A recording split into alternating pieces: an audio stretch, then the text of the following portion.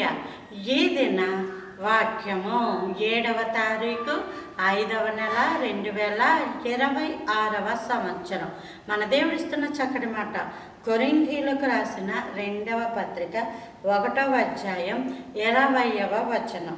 దేవుని వాగ్దానములు ఎన్ని అయినను అన్నియు క్రీస్తునందు అవును అన్నట్టుగానే ఉన్నవి గనుక మన ద్వారా దేవునికి మహిమ కలుగుటకై అవి ఆయన వలన నిశ్చయములై ఉన్నవి.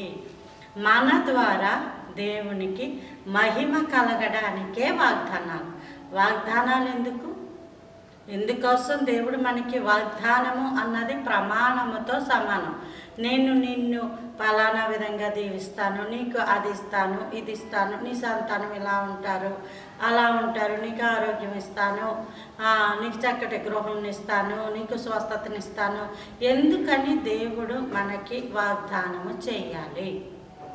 ఎందుకని దేవుడిచ్చిన వాగ్దానమును నెరవేర్చాలి అంటే మహిమ రావడానికి. హల్లెలూయా. ఏంటి మహిమ అంటే? నీవు ఈరోజు ఈ విధంగా ఉన్నామంటే దేవుడిచ్చిన కృప. మనం స్వస్థత కలిగి ఉన్నామంటే దేవుడిచ్చిన కృప. మనం ఈ విధంగా కుటుంబాలుగా ఉన్నామంటే దేవుడిచ్చిన కృప.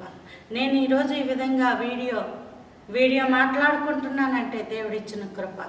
మహిమ రావాలి దేవునికి. మహిమ ఎప్పుడు కూడా మనకి మనము ఆరోపించుకోకూడదు. మనము ఈరోజు ఏ విధంగా ఉన్నామంటే దేవుని కృప మాత్రమే, దేవుని వలన మాత్రమే ఈ విధముగా ఉన్నాము. కాబట్టి మహిమ అంతా దేవునిది. అందుకని వాగ్దానములు దేవునికి మహిమ రావడానికి వాగ్దానములు మనకిచ్చి ఆ వాగ్దానములు మన జీవితాలలో నెరవేర్చబడతాయి. చాలామంది అనుకుంటారు వాగ్దానము నెరవేర్పుకి ప్రార్థన చేసాం అందుకే నెరవేర్చబడ్డాయి అనుకుంటారు. ప్రార్థన చేసినంత మాత్రాన వాగ్దానాలు నెరవేర్చబడాలని రూలేం లేదు. దేవుడు ఉచితమైన కృపను బట్టి ఆ వాగ్దానము నెరవేర్చను. గంట ప్రార్థన చేసి ఉండొచ్చు. దేవుడే కనుక గంట ప్రార్థన అలా చూస్తే అందులో నీ ఆలోచన, అందులో నీ తలంపులు, నీ ఊహలు, ఇంకా ఏవేవో ఉంటాడు అవన్నీ తీసేస్తే లాస్ట్కి ఇంత రద్దులాగా ఇంత ప్రార్థన మిగులుతూ ఉంటుంటుంది. ఆవగించంత విశ్వాసమే చాలన్నాడు కదా దేవుడు. ప్రార్థన చేయడం మన ధర్మం. ఆ ప్రార్థనను బట్టే కార్యాలు అవుతాయి అని అనుకోవద్దు.